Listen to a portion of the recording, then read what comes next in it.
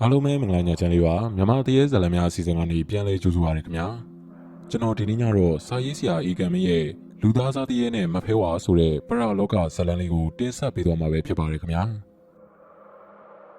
ဒီဇလံလေးမစတင်ခင်ကျွန်တော်ရဲ့ channel လေးကို subscribe လုပ်ထားပြီးဘေးကခေါင်းလောင်းလေးကိုလည်းနှိပ်ထားဖို့တောင်းဆိုချင်ပါတယ်ခင်ဗျာအောက်စုရွာရဲ့ရွာဦးကျောင်းကထိန်ပွဲကစီကားလာတယ်။ရွာဦးကျောင်းဆရာတော်ကတရားဟောတရားပြအလွန်ကောင်းတာကြောင့်ကိုးကွယ်သူတွေများလာတယ်။အနီးပါးရွာတွေကကြော်ဝဲတွေငွေပရိသတ်ပင်တွေနဲ့ဆရာတော်ရဲ့ကထိန်ပွဲကိုလာပြီးတော့လှူကြတယ်။ကထိန်မှာဝတ်တနီဟင်းနဲ့လာသမျှအပရိသတ်အကုန်ကျွေးမွေးအခမ်းမှာပါ။ကြော်တိုက်တူသားဖလည်းကထိန်ပွဲကိုရောက်နေကြတယ်။ကထိန်ခင်းတဲ့အကြောင်းကိုရောက်ပြီးမကြခင်မှာပဲထမင်းစားဖို့လာခေါ်တာကြောင့်အားလုံးထပြီးထမင်းစားကြတယ်။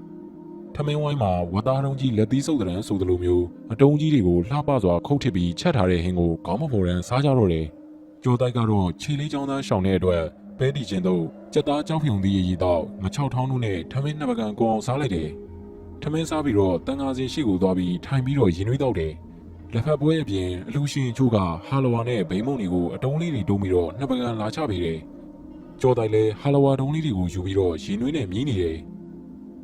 ဟာငါမီးအစိုးကြီးပြန်လာပါလားကျွန်တော်ကစောစောသာပြီးတာပါကြီးနှစ်ပကံတောင်ကုန်ခဲ့တယ်ဗျအေးကွာအဘကတော့တပကံတောင်ကုန်အောင်မနေစားရတယ်သွားတွေကမကောင်းတော့ဘူးသူများတွေနှစ်ပကံသုံးပကံကုန်အောင်စားတဲ့အချိန်မှာအဘကတပကံတောင်မကုန်ချင်ဘူးကွာ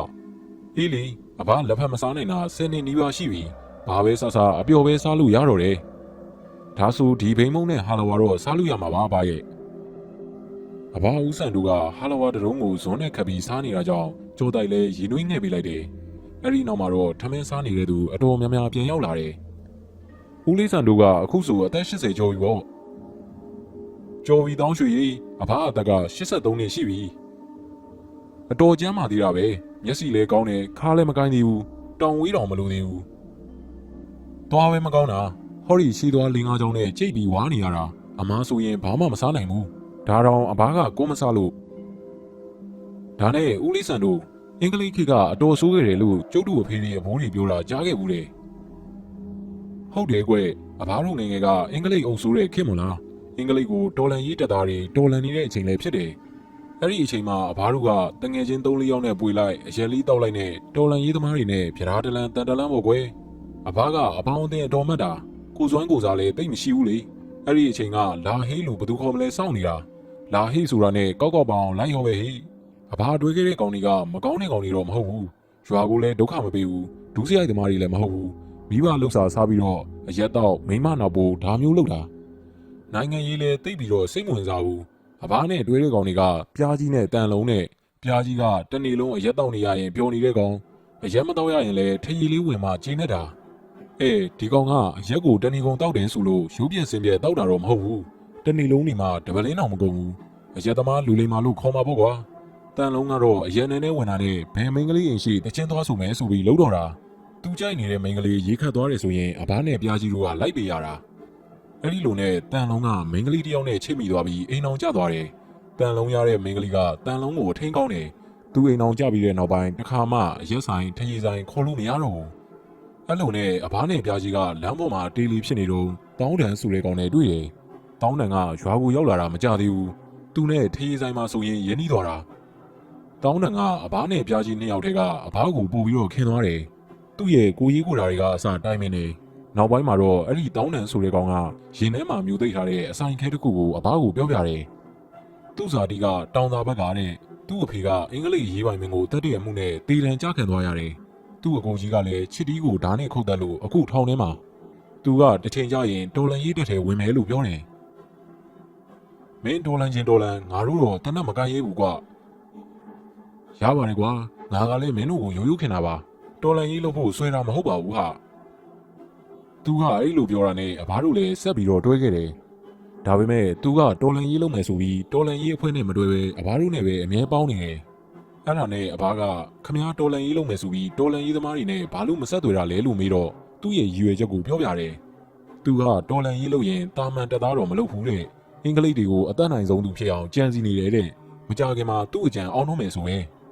ဘာကြံစီနေတာလဲဆိုပြီးတော့မပြောဘူးအချိန်တန်ရင်သိရမယ်လို့ပဲပြောတယ်ဒါနဲ့သူ့ကိုဘာမှမမေးတော့ပဲသူရောက်လာရင်ထရီတောက်ပြီးအချိန်ဖြုံးနေလိုက်တယ်သူကပတ်စံရှိတဲ့ပုံပဲသူနဲ့ဆိုရင်သူကအများဆုံးပဲရှင်းသွားတယ်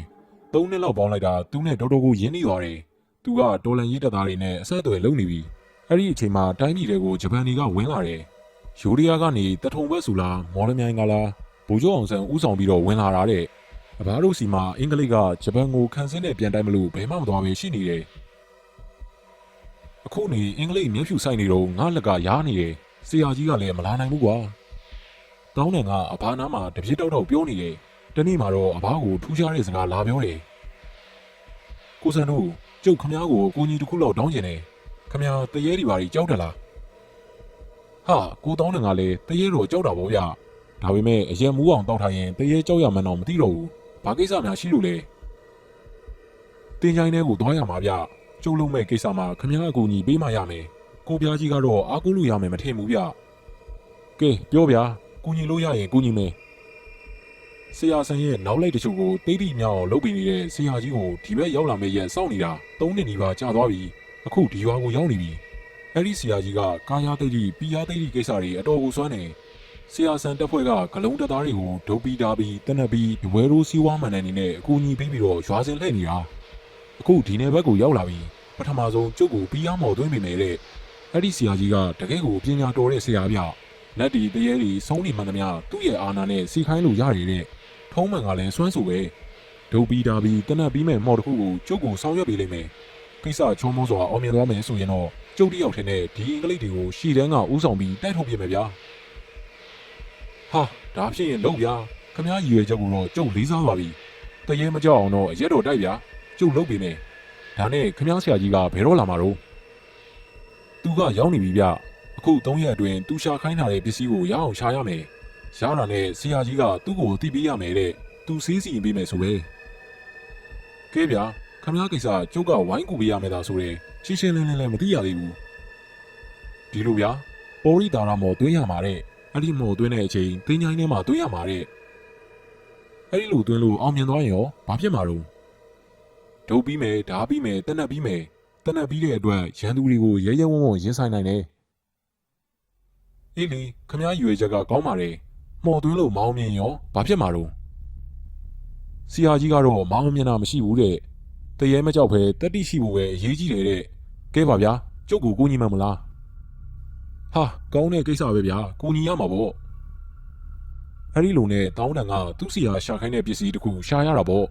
အစိမ့်သေးရဲ့လက်မောင်းအသားနည်းနည်းလိုနေဆိုတာနဲ့နေတိုင်းစေးရုံမှာသွားပြီးတော့ရှာတယ်နှစ်ရက်မြောက်နေမှာပဲတောင်းတန်ကညနေ9 နာရီလောက်ရောက်လာတယ်အစိမ့်သေးရဲ့အသားကိုရပြီလို့ပြောတယ်ဦးစံတို့ကပြောလက်စစကားကိုခဏရက်ပြီးရင်နှွေးငှက်တောင်းနေတဲ့အတွက်ကြော်တိုက်တို့လူစုလဲဦးစံတို့ဆက်ပြောမယ့်စကားကိုစိတ်ဝင်စားနဲ့စောင့်နေကြတယ်ရင်နှွေးတောက်ပြီးတာနဲ့ဦးစံတို့ကစကားကိုဆက်ပြောတယ်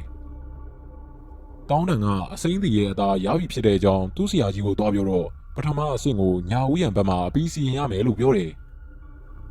ညနေနေဝင်စည်းစာချိန်ရောက်တော့ရွာပြင်ကနရဲတစ်ပင်ကြီးအောင်မှာဆရာကြီးရဲ့ကိုတောင်းတန်ရဲ့ကိုစံတိုးတို့ရဲ့3ယောက်ရောက်နေကြတယ်ဆရာကြီးတားပေးထားတဲ့စီးဝိုင်းအတွင်းမှာကရော့ဝဲဖျောင်းနိုင်အင်းအိုင်လက်ဖွဲ့တွေကိုရှေ့မှာထားပြီးတော့ခေါ်စာခွက်ထဲမှာလူသား9တစ်ကိုထည့်ပြီးတော့ချထားတယ်ဆရာကြီးကမန်တန်ကျူးတာတိတ်တိတင်တာမှော်သွင်းတာတွေကိုစပြီးတော့စီရင်တော့တယ်အဲ့ဒီအချိန်မှာအဝေးကနေခွေးဥတန်တွေထွက်ပေါ်လာသလိုနရဲပင်ထက်စီကကြီးကန်းတွေကလည်းတုံဝုံနဲ့ထားပြန်ကုန်တယ်ပထမပိုင်းအစီရင်အားလုံးကတကောင်းမတိုင်ခင်မှာပဲပြီးဆုံးသွားတယ်အဲ့ဒီနောက်မှာတော့3ယောက်သားတင်းချိုင်းကိုသွားပြီးတင်းချိုင်းရဲ့လေဘုံနေရာကိုမှန်းပြီးတော့အဲ့ဒီဝင်းကျင်မှာလူတထိုင်စာကိုတောင်းတန်နဲ့စံတိုးတို့ကိုတူးစီတယ်လူတထိုင်စာရတော့အထဲမှာအစီရင်လှုပ်ထားတဲ့အင်းရွက်ကိုချပြီးအဲ့ဒီအပေါ်ကနေတောင်းတန်ကိုထိုင်ခိုင်းတယ်အဲ့ဒီနောက်မှာတော့လေဘင်းအထိမြေကိုပြန်ပြီးတော့ဖိုးလိုက်တယ်ခေါင်းကိုတော့ဖော်ထားရတယ်ဆရာကြီးကလူသေးရဲ့လက်ဖြံယိုးနဲ့တောင်းတန်ရဲ့ပါဇက်ကိုထောက်ထားတယ်ကဲငါတပည့်မော်ကြီး3မျိုးတွေကအကောင်းဆုံးနည်းနဲ့စီရင်တာဒီမော်အောင်ရင်ဘလောက်အသုံးဝင်မဲဆိုတာသိပြီမလား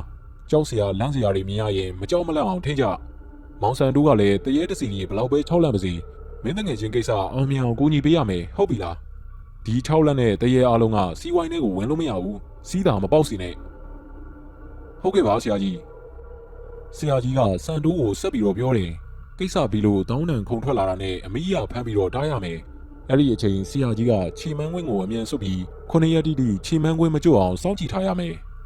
9ရက်စိတ်ပြီးမှချီမန်းကွင်းကိုဖြုတ်ပေးရမယ်အဲ့ဒီအတိုင်းအစဉ်ပြေပြေဖြစ်သွားရင်တော့သင်ဖြစ်ချင်တဲ့ဆန္ဒတွေအကုန်ပြီးစီအောင်မြင်လိမ့်မယ်ကဲဆရာကြီးစပြီးစီးရင်ပြီးတေချာဂယူးဆိုင်ကြဆရာကြီးကပြောပြီးတာနဲ့မန်နန်ကိုစရွတ်တယ်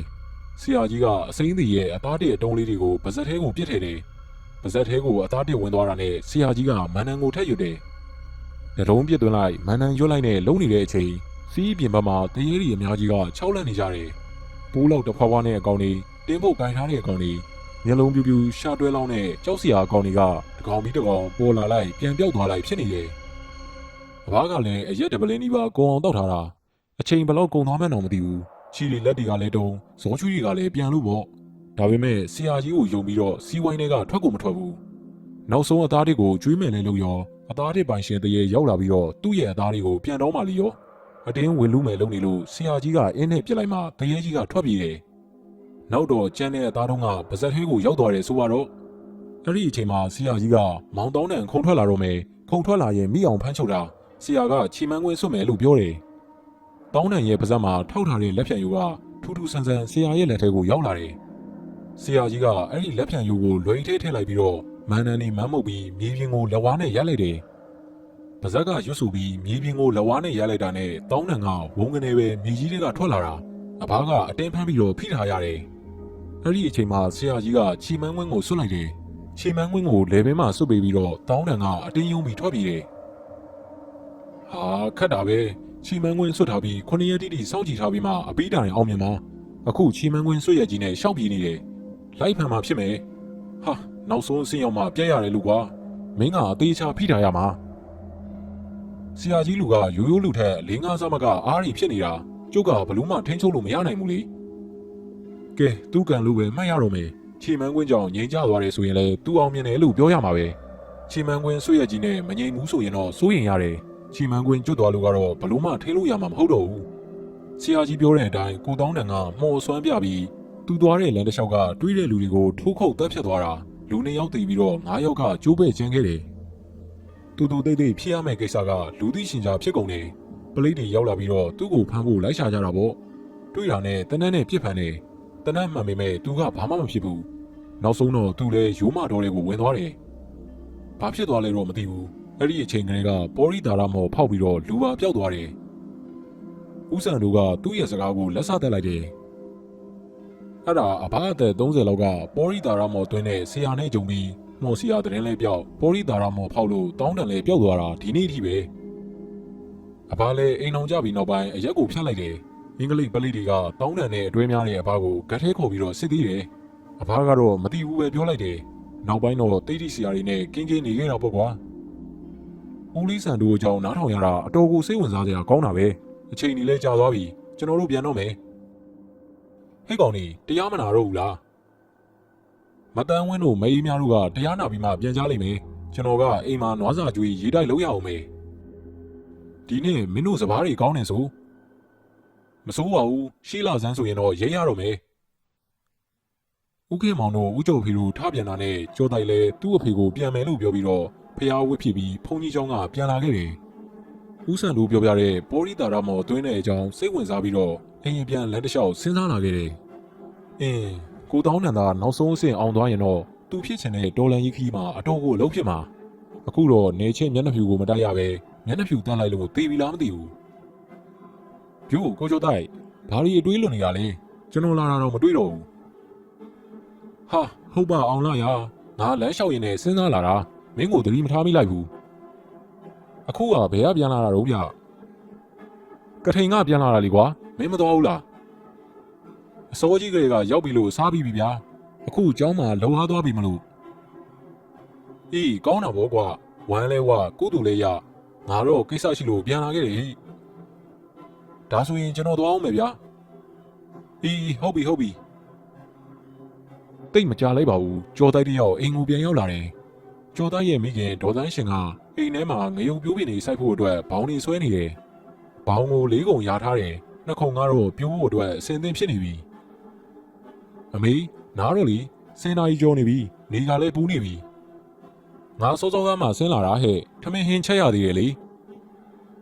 ဟင်အမေတယောက်စာထမင်းဟင်ကြံသေးရဆိုထမင်းချမ်းကြံလို့မတရားတော့ဘူးမှတ်တာ၈နာရီလောက်ကဟင်းဦးနှွေးမလို့လောက်ကန်ရင်ထမင်းချမ်းကိုကြည့်လိုက်တော့တိုးနေပြီထမင်းကမနေ့က10နာရီလောက်ကလေးကချက်ထားတာဆိုတော့ဒီနေ့မနက်တူးပြီပေါ့ဟဲ့အဲ့ဒါကြောင့်ခွေးစာဦးလေးပဲတွန်းလိုက်တယ်ဘူးညွန့်ဟင်းကြိုတို့လည်းတဲလိုက်သေးတယ်မနေ့ညနေကချက်ထားတဲ့ကြက်သားဟင်းကြံသေးရမလားအမေရဲ့အေးလေကြက်သားစီပြောင်ချက်ပြီးတော့ဘူးညွန့်ရေးတော်လေးပါမှစားဝင်ပါဟဲ့ဟင်းတစ်ခွက်တည်းဆိုအားချောက်တာပေါ့ဒါနဲ့နေအဖေကရောတရားနာပြီးမှပြန်လာมาတဲ့လားဟုတ်တယ်ဟိုမှာအဘဆန်တို့လိုနဲ့စကားကောင်းပြီးတော့ကြံနေခဲ့တယ်အေးလေဦးဆန်တို့ကအသက်ကကြီးအတူအယုံကများစကားပြောကလည်းကောင်းဆိုတော့ပွဲကတော့စီးနေမှာပေါ့ကျွန်တော်တော့အဘဆန်တို့ပြောတာနားထောင်ပြီးမပြန်ချင်သေးပဲပြန်ခဲ့ရတာဦးဆန်တို့ကအင်္ဂလိပ်ခေရောဂျပန်ခေရောကြုံလိုက်တာအမေတို့ကတော့လွတ်လပ်ရေးရတဲ့နေ့မှလူဖြစ်တာလေကဲအမေနားလိုက်တော့လေညနေ4နာရီလောက်မှပြန်လို့ပါလားဒေါ်တန်းရှင်ကစပားသိမ့်ပြီးထဲတိုးမြေဖွားပြီးတာနဲ့ငရုတ်ပင်ကြီးစိုက်ဖို့အတွက်ပြိုးပင်ကျဲဖို့ပြိုးထောင်ခုံတွေလုပ်နေတာပါနှစ်တိုင်းငရုတ်နဲ့ရေကပုံမှန်စိုက်ပြီးတော့ပိုးတဲ့ပြိုးပင်တွေကိုလုံတဲ့သူတွေကိုပြန်ရောင်းခဲ့တယ်ညနေစာပေတရာရှင်းနဲ့နောက်ပေနေရာရှိတဲ့ကြော်တိုက်တို့ခြံအတွင်းမှာကြော်တိုက်နဲ့ဒေါ်တန်းရှင်တို့ကအိမ်ရှိမှာပန်းကြံအဖြစ်စိုက်ထားတဲ့ဇော်စိမ့်စော်ကြားရွက်လာမျိုးစုံတို့ကအိမ်စားစရိတ်အတွက်ပုံမှန်ဝင်ငွေရရှိနေတယ်အိမ်နောက်ဖက်မှာလည်းဘူးစင်ပဲပစုံပဲလေးမွေစင်တို့ရှိနေတယ်ပဲထောင်ရှိကိုချမ်းပေးဆောင်တစ်လျှောက်တိုင်ထောင်ပြီးတော့စိုက်ထားတယ်အဲ့ဒီအပြင်မုံလာမုံညင်းတွေလည်းဘောင်ကုံလေးတွေလုပ်ပြီးတော့ကျဲပတ်စိုက်ပြိုးထားတယ်မနက်မိုးလင်းတာနဲ့ကြော်တိုက်ကစိုက်ပင်တွေနဲ့ပြိုးပေါင်တွေကိုရေပန်းကြရနဲ့2နာရီလောက်ကြာအောင်ရေလောင်းရတယ်ကြော်တိုက်ကိစ္စရှိလို့အပြင်သွားရင်တော့အဲ့ဒီကိစ္စတွေအားလုံးကိုမိခင်ဖြစ်တဲ့သူကလုပ်ရတယ်ဒီပေါင်းကိုအပြီးဆွဲပြီးမှနားကြတာပေါ့ရော့ထွန်ချင်းနဲ့ဝိုင်းဆွဲပြီးအင်းကြီးနဲ့ပစိုးနဲ့သွားလဲလိုက်အောင်မဲမေရကြော်တိုက်လည်းအဝင်စားဟောင်းတွေလဲဝေပြီးတော့ထွန်ချင်းယူပြီးဂန်လုံးတွေကိုဆွဲထုတ်နေတယ်အခဲကြီးတွေရဲ့အောက်မှာအခဲလေးတွေကကျန်နေခဲ့တယ်မိခင်ဖြစ်သူကဘောင်ကုံဘေးမှာထိုင်ပြီးလက်နှစ်ဖက်နဲ့ခဲကြီးသေးကွဲသွားအောင်လို့စကောဝိုင်းလိုလုပ်နေတယ်လက်ထဲမှာအခဲကြီးတွေကျန်နေခဲ့ပြီးတော့အောက်မှာကဂဲလုံးအသီးတွေကျန်နေခဲ့တယ်ထွန်ချင်းနဲ့ဂဲကြီးကိုဆွဲလိုက်ညနေပြင်ညှိလိုက်လုပ်နေရကြောင်းမကြခင်မှာပဲဂဲမုံလေးတွေပဲဘောင်ပေါ်မှာကျန်ရှိတော့တယ်အဲ့ဒီပေါ်မှာစကောချထားတဲ့နွားချီတွေကိုဘောင်ကုံပေါ်မှာနှက်ဆက်သွားအောင်ကျဲချပေးရတယ်အဲ့ဒီနောက်မှာတော့အစိုးဖောက်ထားတဲ့ငရုတ်စီတွေဖုံးတော်အောင်လို့ပါပါကျဲပတ်ရတယ်အစီတွေဖုံးတော်ပြီးဆိုရင်တော့ကောက်ယူအချောင်းဒါမှမဟုတ်ပက်ကက်ပြစ်တွေနဲ့လုံအောင်ဖုံးရတယ်အဲ့ဒီလိုမျိုးတ냐အိတ်ထားပြီးမနက်ခင်းကြမှာရေပန်းကရနဲ့စူယုံတော့ပဲပတ်ဖြန်းပြရတယ်အစိုးကနေအပင်ပေါက်လာတဲ့အထိအပေါ်ကနေဖုံးထားရတာလေ3ရက်ကနေ4ရက်အတွင်းပြိုးပင်ပေါက်လေးတွေထွက်လာရင်တော့အပေါ်ကဖုံးထားတဲ့အရာတွေကိုဖယ်လိုက်ရတယ်ရေကိုအမြင့်မပေါ်အောင်ချိန်ပြီးတော့လောင်းရတယ်မောင်ကျော်သားရေမောင်ကျော်သားဟဲ့သိမ်းမြပါလားအိမ်နောက်ဘက်ကိုလာခဲ့ဟိဒေါ်တန်းရှင်ကအိမ်ရှိကိုလှမ်းပြီးတော့အတန်ပြူလိုက်တယ်မသိမ်းမြကပစိုးတက်တဲ့ခေါင်းပေါ်တင်ပြီးတော့အိမ်နောက်ဘက်ကိုထွက်လာတယ်အမားတို့သားမိကလည်းလောဘကြီးလိုက်တာ17နာရီတောင်ထိုးပြီးနေပြီအလုံးမသိမ်းသေးဘူးလားဒီခုံလေးအပြီးဆွဲလိုက်မယ်ဆိုပြီးလုံနေတာနင်းမောင်ကိုခေါ်တာဘာကိစ္စလဲမသိပါဘူးမရဲ့ဒီဘက်ကိုလာရင်နဲ့ကိုသိန်းစော်ကမောင်ကျော်တိုက်ကိုတွေ့ရင်သူ့စီကိုခဏလောက်လာပါအောင်လို့ဝင်ပြောခိုင်းတာနဲ့လာခဲ့တာ။ဩသိန်းစော်ကတော့အမဲပြစ်ပြန်လာပြီးဘာပေးမလို့လဲမသိပါဘူး။ပေးမယ်တော့မထင်ဘူးတော့အသားငါကိစ္စဆိုရင်သူ့အိမ်မှာအယောင်းဝယ်ရှိနေမှလေကိစ္စတစ်ခုခုရှိလို့ခေါ်တာဖြစ်လိမ့်မယ်။မောင်ကျော်တိုက်ဒေါ်လီသွားတော့မယ်။အမနောက်မှပဲအေးစီလာခဲ့တော့မယ်။ရွာထဲမှာကိစ္စရှိလို့သွားအောင်မယ်။ဟုတ်ကဲ့ပါကျွန်တော်ရေချိုးပြီးရင်သွားလိုက်မယ်။ငရုတ်ပေါင်မြေညှိပြီးတာနဲ့ကြော်တိုက်တို့သားမိလဲအိမ်ရှိကိုထွက်လာတယ်။ကြော်တိုက်လဲရေနှစ်ခွက်ကိုဝါတော့လိုက်ပြီးကိုပြစ်ပေါ်မှာခဏထိုင်နာနေပြီးမှရေကိုအဝါချိုးတယ်။12နာရီထိုးကန်ဒီမှမိုးဆူဦးသိန်းစော်ရဲ့အိမ်ကိုထွက်လာခဲ့တယ်။လာဟေးမောင်ကျော်တိုက်ထမင်းစားပြီးတော့ဦးလာမလို့ပဲမသိမ်းများကိုတွေးလို့မင်းကိုမှားလိုက်တာ။ကိစ္စရှိလို့လားဗျ။အကြောင်းကိစ္စရှိလို့ဆိုပါတော့ကွာ။ကာယကံရှင်တွေကတော့ဘသူ့ကိုအကူအညီတောင်းရမှန်းမသိဖြစ်နေကြတယ်။ဦးကလည်းသူတို့နဲ့စားတွေတော့ကဘလို့ကူညီရမှန်းမသိလို့အားပေးစကားပြောပြီးတော့ပြန်လာခဲ့တာရွာရောက်မှငါတို့ကိုတတိရတာဟိအဲ့ဒါကြောင့်အဲ့ဒီရွာကိုကူညီနိုင်မယ်လို့လူကြုံနဲ့မှားလိုက်တယ်ညနေရောက်မလားတော့မသိဘူးအဲ့ဒီရွာမှာကဘာဖြစ်နေလို့လဲဗျတရေတကောင်ကရွာထဲဝင်ပြီးတော့လူတွေကိုတတ်စားနေလို့တဲ့တောထဲမှာသူတို့ရွာကမိုးစိုးနေအောင်အမဲပြစ်သွားရင်နဲ့တယောက်ကအသက်ခံလိုက်ရတယ်ရိုးရိုးလူတက်တာမဟုတ်ဘူးတရေစားသွားတာကြားရီကျက်တွေတက်စားတာရောမဖြစ်နိုင်ဘူးလားဗျမဟုတ်ဘူးမောင်ကျော်သားရဲ့သူနဲ့အဖော်တယောက်ပါသွားတယ်အဲ့ဒီအဖော်ကရွာကိုအသက်လူပြေးရင်းနဲ့ပြန်ရောက်လာတယ် သူပြန်ပြောတာသူတို့တွေအမဲလိုက်ရင်နဲ့တောနက်ထဲကိုရောင်မှန်းမသိရောက်သွားတယ်တမင်တကောင်ကိုတွေးလို့ပြစ်မယ်ပြစ်နေတော့အဲ့ဒီတမင်ကတောင်နေရင်ဂူထဲကိုဝင်သွားတာနဲ့သူတို့ကဂူထဲကိုဝင်လိုက်သွားတော့အထဲကတမင်ကိုစားပြီးထွက်လာတဲ့တရေကြီးကိုတွေးလိုက်ရတယ်လို့ပြောတယ်သူတို့နှစ်ယောက်လည်းနောက်ပြန်လှည့်ပြေးလာတာတရေကသူတို့ရှိမှရောက်နေတယ်သူ့အဖေကိုတပ်ဖြတ်စားတော့နေတဲ့အချိန်သူကရွာကူချီကုံတုတ်ပြီးတော့ပြန်လာခဲ့တာတဲ့သူပြန်ရောက်တဲ့အထိတော့တရေကနောက်ကပါမလာတော့ဘူး9ရက်လောက်ကြာတော့ည9နာရီလောက်မှာတရေကြီးကရွာထဲကိုဝင်လာတယ်အဲ့ဒီညကအသက်19နှစ်ရှိတဲ့လူငယ်တစ်ယောက်ကိုတပ်ပြီးတော့စားသွားတယ်လူငယ်လေးအစားခံလိုက်ရတာကိုလူတော်တော်များများလေးမြင်လိုက်ကြတယ်ကောင်လေးကိုတရေကဖမ်းနေတော့ကြောက်လန့်ပြီးអော်လိုက်လို့အိမ်ကြီးချင်းတွေကထွက်ကြည့်ကြတယ်တရေကဂုတ်ချိုးတက်ပြီးတကြွကြွနဲ့စားပြီးတော့ခြံပြင်ကိုပြန်ထွက်သွားတာတဲ့အဲ့ဒီတရေကတကူလုံးလဲအမွှေးမြင်နေနဲ့မဲနေနေတာတဲ့ကောင်လေးတည်ပြီးတော့9ရက်ပဲချားတယ်ရွာတွေကိုဝင်လာပြီးတော့လူထပ်ပြီးတော့တက်တယ်အခုတော့တေးတာ2ယောက်ရှိသွားပြီဒီတရေကလူငယ်အသားစားလူကောင်းမှန်တီးသွားတဲ့ပုံပဲနောက်ထပ်စားခံရတာလဲလူငယ်ပဲလေအဲ့ဒါမောင်ကျော်တိုင်များတရေရံကနေနှိမ့်နှင်းပေးနိုင်မလားဦးလေးရဲ့ပြောစကားအရဆိုရင်တော့ကျွန်တော်နိုင်တော့မယ်မထင်ဘူးဗျမဖဲဝါကိုကူညီတောင်းပြီးတော့ဒီတရေကိုနှိမ့်နှင်းခိုင်းရင်ရမယ်ထင်တယ်ထင်ကြီးတော့ပေးမနေပါနဲ့မောင်ကျော်သားရေရအောင်သာအကူညီတောင်းပြီးပါဦးလေးမှာလိုက်တဲ့လူတွေကဘယ်အချိန်လောက်ရောက်မယ်လို့ထင်လ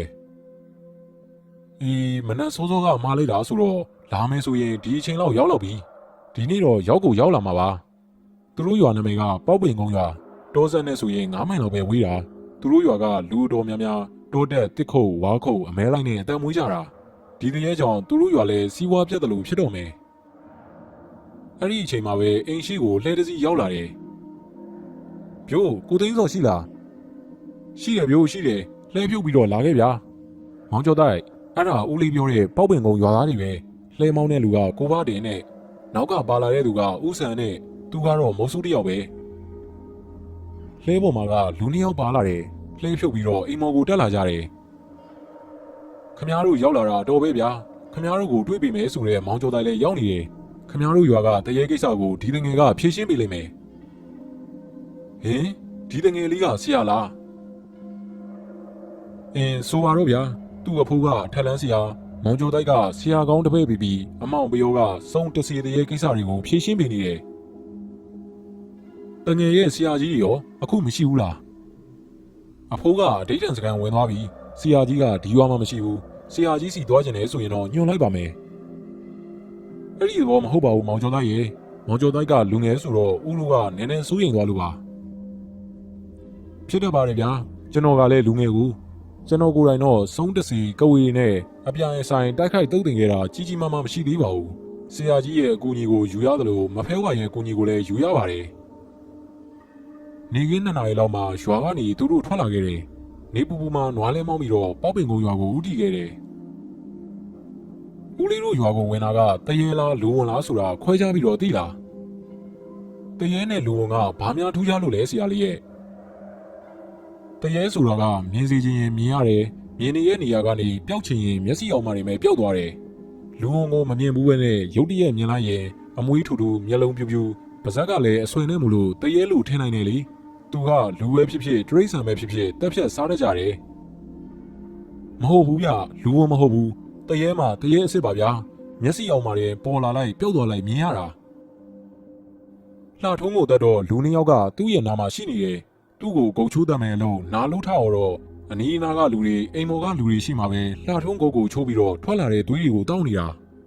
လူတွေကတခါမှမကြုံဘူးတော့အံ့အားသင့်ပြီးကြည်နေမိတယ်ကောင်လေးကမလှုပ်တော့ပဲသူ့အသားကိုစားတော့မယ်လို့တော့မှအနားမှာရှိတဲ့လူ2ယောက်ကတရေဆိုပြီးထားတော့ကောင်လေးနဲ့တရေကြီးပါအနားကနေပျောက်သွားတယ်နောက်နေ့မနေ့ရွာပြင်မှာကောင်လေးရဲ့အလောင်းကိုပြန်တွေ့တယ်အသားကမရှိတော့ဘူးအယိုးတွေပဲကျန်ခဲ့တယ်နောက်ထပ်9ရက်ကြာတော့အင်းရှိကိုပြုတ်ပေါ်မှာည9 နာရီလောက်ထိတားဖ2ယောက်ရှိနေရကနေတားဖြစ်သူရဲ့လေဝင်းကိုတွေးဖောက်တော့တာမြင်လို့သူ့အဖေကကြောက်ကြောက်နဲ့ထားအော်တယ်သူ့အဖေရဲ့အော်တန်မဆုံးခင်မှာပဲတားနဲ့တရေကအနီးကနေပျောက်သွားတယ်မနက်မိုးလင်းတော့လမ်းပေါ်မှာကောင်လေးရဲ့အယိုးတွေကိုပြန်ရတယ်အဲ့ဒီကောင်လေးကဦးလေးရဲ့တူတဝမ်းခွဲတော်တယ်ပထမတော်ထဲမှာတယောက်တည်ပြီးတော့9ရက်ပဲချားတယ်ရွာထဲကိုရောက်လာပြီးလူသက်စားတယ်နောက်ထပ်9ရက်ချပြီးတော့ဦးလေးရဲ့တူကိုလာသက်သွားတယ်အခု3ရက်ရှိသွားပြီဒီတရက်နေ့အတွင်းရွာထဲကိုပြန်ပြီးတော့ဝင်လာတော့မယ်ဒါဆိုရင်တော့လုံးဖို့ကင်ဖို့အချိန်မီပါသေးတယ်နောက်ထပ်နိုင်ဝက်လောက်ဆိုရင်ရွာကိုရောက်တော့မှာပါဟိုရှိကမြင်နေရတဲ့ရွာပဲဆရာလေးရဲ့ ဆရာလေးတို့ရွာနဲ့ဦးလေးတို့ရွာကိုနွားကောင်းရင်2 နာရီခွဲလောက်ဆိုရောက်ပါတယ်မှန်သွားတဲ့နွားဆိုရင်တော့3 နာရီအလုံးစုံပါပဲအဲ့ဒီရွာရဲ့နောက်ဖက်မှာပဲခူးရိုးမကြီးကိုစိမ့်ညွှညွှအနေထားနဲ့မြင်နေရတယ်သူတို့သွားမဲ့ပောက်ပင်ကုန်းရွာကတောင်ချီနဲ့9 မိုင်လောက်ပဲကွာတယ်လို့သိရတယ်မကြခင်မှာပဲသူတို့တွေပောက်ပင်ကုန်းရွာကိုရောက်လာတယ်ညနေ4 နာရီတော့ခွဲတော့မယ်လှဲကိုတော့ကိုဘတင်တို့အိမ်ကိုတန်းပြီးတော့မောင်းသွားတယ်ဦးဆန်းကမုတ်ဆိုးအလုံးနဲ့အတန်မွေးဝမ်းကြောင်ပြုတ်နေတာပါတရေကြောင်သူ့ရဲ့စီးပွားရေးကထိခိုက်နေတယ်တိုးထဲမှာမုတ်ဆိုးဖိုးစင်အသက်ခံလိုက်ရပြီးတော့မတိပဲပြန်ရောက်လာတဲ့မုတ်ဆိုးကိုတန်းဖေကရောက်ခါစားကအဖြစ်ပြက်ကိုပြောနိုင်ပေမဲ့အခုတော့သူ့ကိုဘာမှမေးမရပဲကြုံတုံဖြစ်နေတယ်လို့ပြောတယ်ကဲရောက်ပြီဆရာလေးဘာတင်တို့အိမ်မှာနေပြီးတော့လှုပ်ရှားရှိတာစီစဉ်ပေါ့ကိုသိန်းစော်လည်းရှိနေတာပဲကျော်တိုက်တို့လည်းလှဲပေါ်ကနေဆင်းလိုက်ကြတယ်ဦးဆန်းနဲ့ဦးသိန်းစော်တို့ရှေ့ကနေပြီးအိမ်မော်ကိုတက်သွားတာကြောင့်ကျော်တိုက်လည်းနောက်ကနေတက်ခဲ့တယ်ဆရာလေးထိုင်ပါဗျာဘာမှအာမနာနဲ့ဘာတင်ရဲ့မိန်းမမီစိန်ညွန့်ကဦးလေးရဲ့တူမပါဦးလေးညီမရဲ့သမီးလေးဘာမှအားနာစရာမလိုဘူးလွတ်လွတ်လပ်လပ်သာနေပါဟုတ်ကဲ့ပါခရီးရောက်မဆိုင်ပဲကျွန်တော်လူချင်တာလေးတွေကိုပြောပါမယ်ပြောတာပြောပါဆရာလေးအားလုံးရအောင်လုပ်ပြပါမယ်သူတို့ရဲ့အနီးကိုမစိန်ညွန့်ကနိုးစုကလေးကိုပွေ့ချပြီးတော့အကဲခတ်တဲ့အနေနဲ့လာပြီးတော့ထိုင်နေအခုအမဲသားရရင်ရမရရင်ကြက်အကောင်ကြီးကြီးတကောင်လိုချင်ပါတယ်ဒီအချိန်ကအမဲသားရဖို့တော့မလွယ်ဘူးဆရာလေးရဲ့ကြက်ကတော့အိမ်တိုင်းဒီပါမွေးထားကြတယ်ဒါဆိုရင်လည်းကြက်တကောင်ချက်ပေးပါစံ6 လုံးထမင်းချက်ပေးပါ9 နာရီအားလုံးပြီးရင်ရပြီဟာရတယ်ဆရာလေးရတယ်ကြက်သားကိုအချိုးချက်ရမှာလားအဆက်ချက်ရမှာလားကာလာသားချက်လားဆရာလေးစားချင်တာသာပြောဟာမဟုတ်သေးဘူးဗျကြက်သားချက်ရင်အပေါ့အငံချိန်ဆပြီးတော့ထက်ဘယ်သူမှမမြည်နဲ့စနွေးမထက်နဲ့စချက်ကလေးကအားလုံးအဆင်ပြေအောင်ရောနှောပြီးတော့ထက်ချက်ရမယ်ဆရာလေးမစားရင်ဘာလို့မှလဲဗျအမီမဖဲဝါကိုပင်းဖိတ်ကျွေးမွေးပြီးတော့ဒီရွာကဖြစ်ပျက်နေတာတွေပြောပြပြီးအကူအညီတောင်းပါလေဗျာဟာဆရာလေးစားမယ်ထင်ပြီးတော့ပြောမိတာမသိလို့ပြောမိဆိုမိတာဘွေမီဝါနဲ့မဖဲဝါဦးလေးကမသိလို့ပြောတာပဲရပါတယ်ပြီးတော့ဒီရွာမှာနောက်ဝင်တယ်ရောရှိလားနောက်ဝင်တယ်ရွာတောင်ပိုင်းကဒေါ်ကျွဲတော့နက်ကိစ္စမှရင်သူပဲလောက်ကင်ပြီးနေတာဦးလေးမသိဘူးလားရွာမှာငကနာကြီးကြီးမားမားမလုပ်တော့မသိဘူးကွဒါဆိုမီဆန်ဒေါ်ကျွဲကိုသိရင်သွားခေါ်ပြီးပါလားဦးလေးကလည်းကိုဘတင်ကိုခိုင်းလိုက်ပါလားဒီမှာကလေးတစ်ဖက်နဲ့ဘာတင်ရေနွားရီရေးတိုက်ပြီးရင်တောင်ပိုင်းကနဂရောဒေါ်ကျွဲကိုသွားခေါ်လာခဲ့ကွာကိုဘတင်တောင်ပိုင်းကဦးတင်လေးရဲ့မိန်းမဒေါ်ကျွဲကိုရှင်သိရမလားဘာကိစ္စလဲလို့မင်းရင်ဘာပြောရမလဲဗျရေကြီးရွာကြီးကိစ္စအရေးကြီးလို့ဦးဆန်းကခေါ်ခိုင်းလိုက်တယ်လို့ပြောခဲ့တခါတည်းသာအပါခေါ်ခဲ့ဟိရွာမှာမရှိရင်ရောဟက်ကောင်ရတွားပဲကြည့်ပါဦးအိမ်မှာမရှိပဲရွာထဲမှာဆိုရင်လည်းရှာပြီးတော့ခေါ်လာခဲ့ကွာအရေးကြီးတယ်ရွာထဲမရှိရင်ဘယ်သွားလဲဘယ်တော့ပြန်လာမှလဲမေးခဲ့ပေါ့ကိုဘတင်လည်းနွားတွေကိုရေးတိုက်ပြီးတော့တင်းကုတ်ထဲကိုဆွဲသွားတယ်ခဏနေတော့ဒေါ်ကျွဲကိုရှာပြီးခေါ်ဖို့အတွက်ရွာတောင်ပိုင်းကိုထွက်သွားတယ်ဦးဆန်းကလူငယ်2 ယောက်ကိုခေါ်ပြီးကြက်ကိစ္စကိုစီစဉ်ခိုင်းတယ်အနီးမှထိုင်နေတဲ့မစိန်ညွန့်ကိုထမင်းချက်ခိုင်းတယ်15 မိနစ်လောက်ကြာတော့လူငယ်2 ယောက်ကကြက်ကင်တာပြီးစီလို့ချက်ပြုတ်ဖို့အတွက်ပြင်ဆင်နေကြတယ်နိုင်ဝက်လောက်ကြာမှာတော့ကိုဘတင်နဲ့အတူအသက်50လောက်ရှိတဲ့အတော်ကြီးတစ်ယောက်ပါလာတယ်မကျွေလာအိမ်မော်တက်ကဲကိုဆန်းဘာကိစ္စပေါ်လို့လဲကျမကနာရီအိမ်သွားမလို့ထွက်လာတာလမ်းမှာမောင်ဘတင်နဲ့တိုးလို့နာရီအိမ်ကိုနောက်နေ့မှသွားတော့ဟိဒီနေ့ညပိုင်းအရေးကြီးကိစ္စရှိလို့မကျွေကိုခေါ်ခိုင်းတာကဲဒါဆိုရင်လည်းအကြောင်းကိစ္စကိုရှင်းပြကြအောင်လေကျော်တိုက်ကဒေါ်ကျွဲကိုမဖဲဝါပေးမဲ့ကိစ္စအကူအညီတောင်းဖို့အတွက်ခေါ်တဲ့အကြောင်းရှင်းပြတယ်အတော်ကမဖဲဝါကိုဝင်ပူးခိုင်းမယ်ပေါ့ဟုတ်လားဟုတ်ပါတယ်ဟုတ်တယ်မင်းကခေါ်လို့လဲရတယ်အတော်ရဲ့ခန္ဓာကိုယ်မှာဝင်ပူးကတ်ခိုင်းလို့လဲဖြစ်တယ်ဆိုရင်တော့လုပ်ပေါ့အတော်ကကူညီပေးဖို့ဝင်မလေးပါဘူးဒါနဲ့ဘယ်မှာခေါ်ပေးပြီးတော့မေးမှလဲဒီရွာရဲ့အသင်းချိုင်းမှာည8 နာရီနောက်ပိုင်းတော့ပေါ့အမလီလီတရေတောင်းချမ်းနေရတဲ့အထဲသင်းချိုင်းမှာမဖဲဝါကိုသွားပြီးတော့ပင်အောင်မယ်ဟုတ်လားဒီလောက်အထိတော့ကျုပ်တက်တိမကောင်းမှုဆရာလေးဒီမှာပင်းလို့ရရင်ရမရရင်တော့အတော်မကူညီနိုင်ဘူးအားတော့နားပါတယ်မဟုတ်ဘူးလေတော်ရဲ့အဲ့ဒီသင်းချိုင်းတွေကိုအတော်နဲ့ကျွန်တော်နဲ့2 ယောက်ထဲသွားမှာမဟုတ်ဘူးလေဒီရွာကတတိရှိတဲ့ယောက်ျားကြီး3-4 ယောက်လဲပါအောင်ပါပါဩဒါဆိုရင်မင်းနဲ့ငါ2 ယောက်ထဲမဟုတ်ဘူးပေါ့ဟုတ်လားအနည်းဆုံးတော့9 ယောက်လောက်ပါမှာပါဟိုးဒါဆိုရင်တော့အတော်သွားရဲပါတယ်1 ယောက် 2 ယောက်ထဲတော့တတိကမကောင်းဘူးအ အခုကဘယ်နှစ်နာရီထိုးပြီလဲညနေ9နာရီခွဲပြီးတော့လေည7နာရီမှသွားမှာဆိုတော့အချိန်တော့ရသေးတာပဲငွေမြိုင်တို့အိမ်ကိုသွားလိုက်အောင်မယ်9နာရီလောက်ရောက်ရင်ငါ့ကိုငွေမြိုင်တို့အိမ်မှာလာခေါ်လက်ဟုတ်ပြီလားဗာတင်မကြွယ်ငွေမြိုင်တို့အိမ်ကနေဘယ်မှမသွားနဲ့နော်ဒီကိစ္စအတော်အရေးကြီးတယ်ဆိုတာသိတယ်မလားဆရာလေးရောက်နေတာရောဒီညလုံးမဲ့အလုပ်ကိုဘယ်သူမှရှောက်ပြောမနေနဲ့ကျုပ်သိပါတယ်ကိုစန်းရဲ့ဆရာလေးရှင်းပြထားလို့သိပြီပါပြီဆရာလေးကဒီရွာရဲ့အနေအကိုကယ်တင်ပေးမဲ့ကိစ္စကျုပ်တို့ကလည်းဝိုင်းဝန်းပြီးတော့ကူညီရမှာပေါ့ဒေါ်ကျွယ်ကစကားကြီးကြီးမားမားပြောပြီးမငွေမြိုင်ရဲ့အိမ်ကိုထွက်သွားတယ်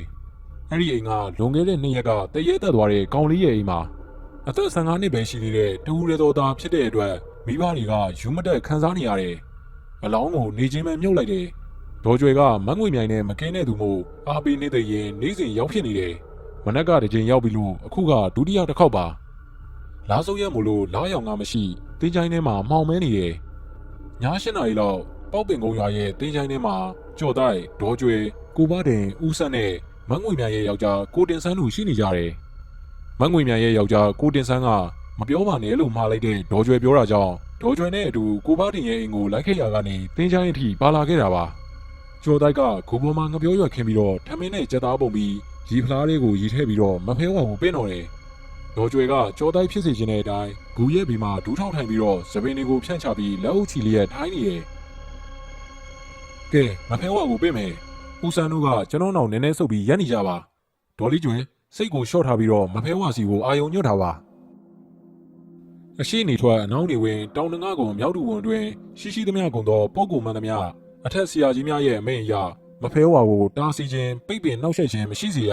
ရောက်ရနေရာရှိရာရမဤနေရာကိုစစ်လွတ်ပေးပါကုန်လော့မဖဲဝါခင်ဗျာစားတော့ပွဲများပြင်ဆင်ပြီးပြဖိတ်ပါတယ်မဖဲဝါကိုယ်တိုင်လာရောက်ပြီးစားသုံးတော်မူပါကြိုတိုက်ရဲ့စကားဆုံးတာနဲ့ပတ်ဝန်းကျင်မှာလေးတိုက်လိုက်သလိုမျိုးတစ်ပင်ချုံမင်းတွေကလှုပ်ရှားသွားပြီးတော့ဒေါ်ကျွေရဲ့ခန္ဓာကိုယ်ကစက္ကနဲ့တွန့်သွားပြီးလက်နှစ်ဖက်ခွေးကောက်ပြီးတော့ရုတ်တရက်ဂူပေါ်ကိုခုန်တက်သွားတယ်ထမင်းပုံကိုဒူးတစ်ဖက်တောင်တစ်ဖက်ချအနေထားနဲ့ထမင်းဟင်းနဲ့ကြက်သားတွေကိုအားပါးရစားတော့တယ်နောက်ကပါလာတဲ့လူစုကလည်းဒေါ်ကျွေကြက်သားတွေကိုတကြွကြွဝါစာနေတာမြင်ရတယ်အယိုးတစ်ချောင်းမှထွေးထုတ်ပြတာမရှိအောင်ကိုလည်းမြင်ပြီးတော့အံ့ဩနေကြတယ်ကဲဘာကိစ္စရှိလို့ငါ့ကိုခေါ်တာလ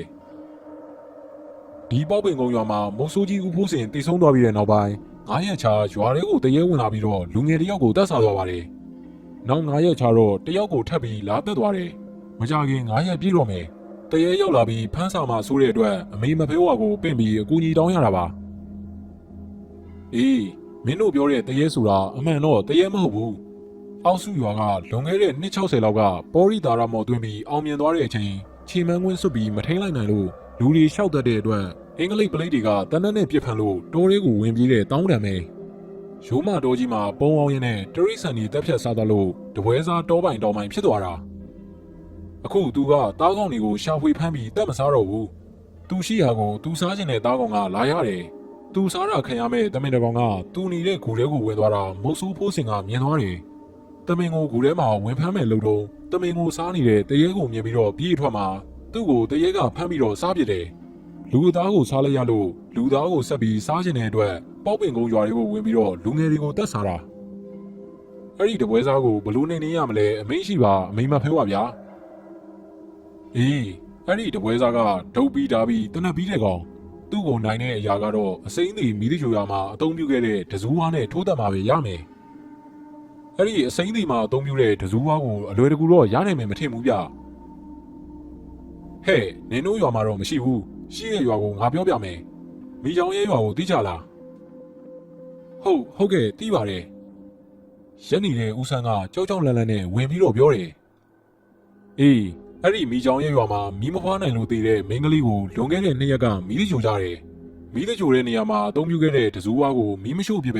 မိန်းကလေးရဲ့ဦးလေးကြော်ညွန့်ကအင်ကိုပြန်ယူသွားပြီးခြံစည်းရိုးမှာထိုးဆိုင်ထားတယ်အဲ့ဒီဝါးကိုမနှက်ဖြန်သွားတောင်းကြသူပေးလိုက်လိမ့်မယ်အဲ့ဒီအစိမ်းသီးကိုအသုံးပြုထားတဲ့တဇူးဝါးရမှတပွဲစားတောင်းတန်းကိုမင်းတို့နိုင်လိမ့်မယ်ပြီးတော့မင်းစီမှာမင်းအဖို့ပေးသွားတဲ့မြက်ကွင်းစီးကိုအသုံးပြုရမယ်မင်းကလူငယ်ဖြစ်တဲ့အတွက်လူကြီးတယောက်နဲ့အတူရွာထိပ်ကအိမ်တိန်ရိပ်ရှိမှထိုင်ပြီးတော့တရေလာကိုစောင့်တပွဲစားတောင်းတန်းကမင်းစီကိုဦးတည်ပြီးတော့လာလိမ့်မယ်သူ့ကိုဘယ်သူမှမမြင်ရဘူးမင်းပဲမြင်ရလိမ့်မယ်အဲ့ဒီအချိန်မင်းကလက်ဦးမှုယူပြီးတော့တဇူးဝါးနဲ့နှလုံးနေရာကိုချိန်ပြီးထိုးပြလိုက်က ကဲငါလည်းစားလို့ပြီးပြီမင်းသိချင်တာလည်းပြောပြီးပြီဟဲ့နေဦးအဲ့ဒီတောင်းတန်ကမနှက်ဖြန်ညရွာတွေကိုဝင်မှာငါပြောဖို့မိသွားတယ်ကဲငါသွားမယ်ရေဖလားတွေကရေတွေကိုမောက်တော့ပြီးထွက်သွားတာကြောင့်ဒေါ်ကျွဲလဲဂူပေါ်မှာခွေကျသွားတယ်ဒေါ်ကျွဲကိုတတိယအောင်ပြုတ်လုပ်ပြီးတော့ရွာတွေကိုပြန်လာခဲ့ကြတယ်ဒေါ်ကျွဲတို့စားချက်ကတော့ကြက်တကောင်လုံးအယိုးတစ်ချောင်းတောင်ထွေးမထုတ်ဘူးဗျာဆန်6ဘူးချက်လဲတက်တက်ကိုကုံရောမင်းတို့တကယ်ပြောတာလားငါဘာမှစားမထားသလိုပဲခမ ्या ကိုဦးဆန်းကစားတာပါဗျာမဖဲဝါဝင်ပြီးတော့စားသွားတာရွာကကိစ္စကိုလည်းအကုန်ပြောပြသွားတယ်မဖဲဝါကဒေါ်ကျွဲကိုပုတ်ကပ်ပြီးပြောသွားတဲ့စကားတွေကိုအားလုံးကသိသွားတာကြောင့်ဒေါ်ကျွဲကိုပြန်ပြောပြတော့တပွဲစားဖြစ်ပြီးကိုပြောင်းနိုင်တဲ့ပေါ်ရီတာရာတောင်းတန်အကြောင်းသိသွားတော့တယ်ရွာပြန်ရောက်တော့လဲစိတ်ဝင်စားနဲ့စောင့်နေကြသူတွေကိုရှင်းပြလိုက်တယ်